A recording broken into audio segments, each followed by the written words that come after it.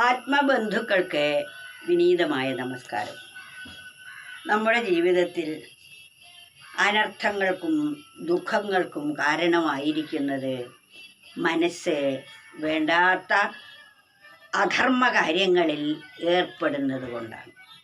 അധർമ്മനിഷ്ഠ കൊണ്ട് ഒരിക്കലും നമുക്ക് മനഃശാന്തി കൈവരിക്കാൻ സാധിക്കുകയില്ല.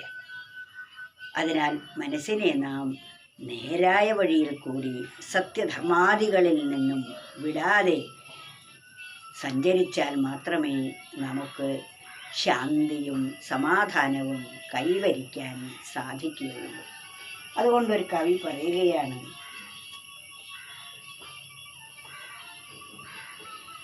വിട്ടുമാറിയില്ല അനർത്ഥം മാനം, കെട്ട മാർഗത്തിൽ ചരിച്ചാൽ രാഗരോഗങ്ങൾ മതിക്കുന്ന ചിത്തത്തിൽ വേരോടുകില്ല ആത്മശാന്തി.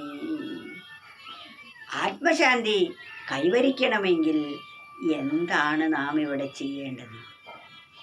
അതാണ് വിട്ടുമാറിയിടില്ല അനർത്ഥം മാനം, കെട്ട മാർഗത്തിൽ ചരിച്ചാൽ അനർത്ഥങ്ങളൊന്നും തന്നെ നമ്മിൽ നിന്നും വിട്ടുമാറുകയില്ല. എങ്ങനെയായാൽ കെട്ട മാർഗത്തിൽ മനസ്സുപോയി. കെട്ട മാർഗം എന്നാൽ വേണ്ടാത്ത കാര്യത്തിൽ. അതുകൊണ്ടാണ് വേണ്ടാത്ത കാര്യത്തിൽ ഓടും പോലെ വേണ്ടുന്ന കാര്യത്തിൽ ഓടിക്കൊണ്ടിടിൽ, താണ്ടാം ഈ സംസാരക്കടലേ വേഗം ആണ്ടിടാം ആനന്ദക്കടലിൻ്റെ മധ്യേ. വേണ്ടാത്ത കാര്യത്തിൽ ഓടും പോലെ, വേണ്ടാത്ത വിഷയങ്ങളിലേക്ക് ഓടുന്നത് പോലെ വേണ്ട വിഷയങ്ങളിലേക്കാണ് നാം ഓടുന്നതെങ്കിൽ ഈ ദുഃഖമാകുന്ന സമുദ്രത്തെ തരണം ചെയ്യാൻ നമുക്ക് സാധിക്കുന്നതാണ്. വിട്ടുമാറിയിടില്ല അനർത്ഥം.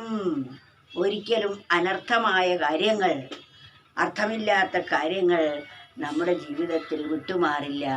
മനസ്സ് കെട്ട മാർഗത്തിൽ ചരിച്ചാൽ, കെട്ട മാർഗം എന്ന് പറഞ്ഞാൽ വേണ്ടാത്ത വഴിയിൽ കൂടി, അധാർമികമായ വഴിയിൽ കൂടി, മനുഷ്യർക്ക് ദ്രോഹം വരുന്ന വിധത്തിലുള്ള വഴിയിൽ കൂടിയാണ് പോകുന്നതെങ്കിൽ നമുക്കൊരിക്കലും അനർത്ഥം, ആപത്ത് വിട്ടുമാറുകയില്ല. രാഗരോഗങ്ങൾ മതിക്കുന്ന ചിത്തത്തിൽ, നമ്മ ഈ വേണ്ടാത്ത വഴിയിലേക്ക് പോവാൻ കാരണമായിരിക്കുന്ന രാഗമാകുന്ന രോഗമാണ്. ആ രാഗമാകുന്ന രോഗം നമ്മുടെ മനസ്സിൽ മതിക്കുമ്പോൾ ഒരിക്കലും നമുക്ക് അന്തർശാന്തി കൈവരിക്കാൻ സാധിക്കുകയില്ല. അതിനാൽ നമുക്ക് ശാന്തി കൈവരണമെങ്കിൽ നാം എന്ത് ചെയ്യണം? നേരായ വഴിയിൽ കൂടി, സത്യധർമാദികളിൽ കൂടി നമ്മുടെ മനസ്സിനെ ചലിപ്പിക്കുക തന്നെ വേണം. എങ്കിൽ മാത്രമേ നമുക്ക് സുഖവും സമാധാനവും കൈവരിക്കാൻ സാധിക്കുകയുള്ളൂ. അതുകൊണ്ട് വിട്ടുമാറിയിടില്ല അനർത്ഥം മാനം, കെട്ട മാർഗത്തിൽ ചരിച്ചാൽ രാഗരോഗങ്ങൾ മതിക്കുന്ന ചിത്തത്തിൽ വേരോടുകില്ല ആത്മശാന്തി. ആത്മശാന്തി വേരോടി വളരുക ഇല്ല.